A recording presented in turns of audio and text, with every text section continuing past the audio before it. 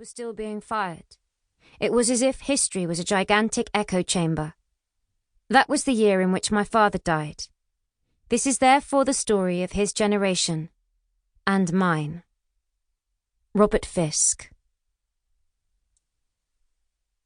Woman much missed, how you call to me,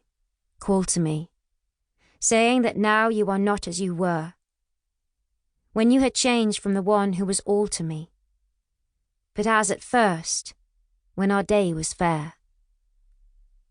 Thomas Hardy. Remembrance. 2014. I should not remember this place, and yet every step towards the house unnerves me with its familiarity. The war memorial on the road from the village, the aromatic scent of the fir trees guarding the estate, the cawing of the rooks circling overhead, remind me that I have been here before. I was only a year old when I left. It should not be possible for me to remember this, and yet I do. Perhaps it is because the stories our mothers tell us embed themselves so firmly in our DNA, it is as if we lived the experience too. Or the location of our birth imprints itself upon our psyche, so that when we return, it is as if we never left. Or perhaps it is just that Echo Hall has been on the edge of my memory for so long that being here feels like a homecoming. Nonetheless, I hesitate before I pass through the large oak doorway, unsure whether I am prepared to become a tourist in my own life.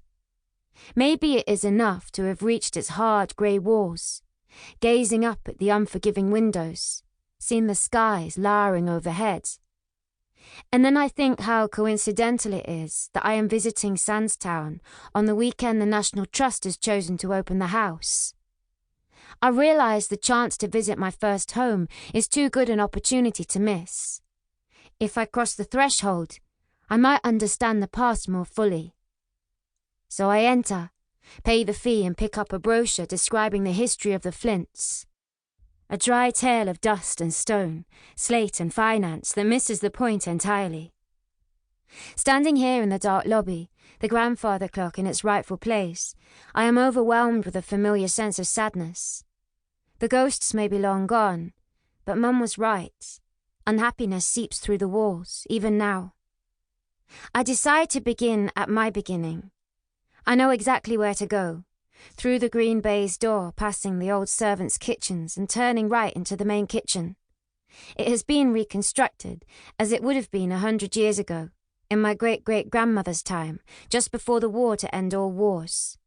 On the night Mum's waters broke in here, there was an old gas cooker, an oak table and formica cupboards on the walls.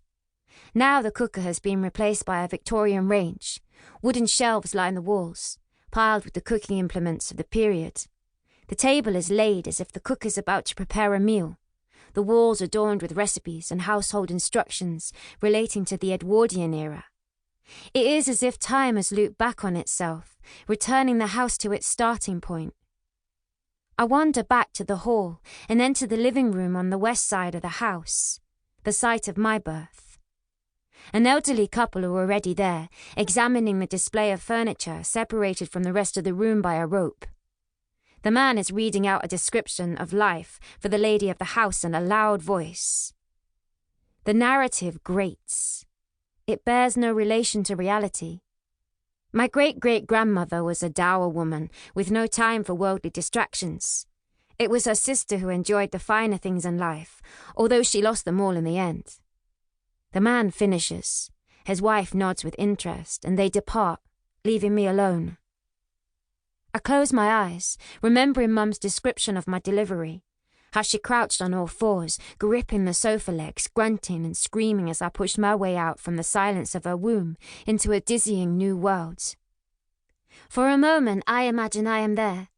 The feelings are so strong my body shakes, as if once more I am making that dark, dangerous journey into life. I open my eyes and steady myself on the wall. There is definitely something about this house. No wonder it had such a powerful effect on Mum. My phone buzzes.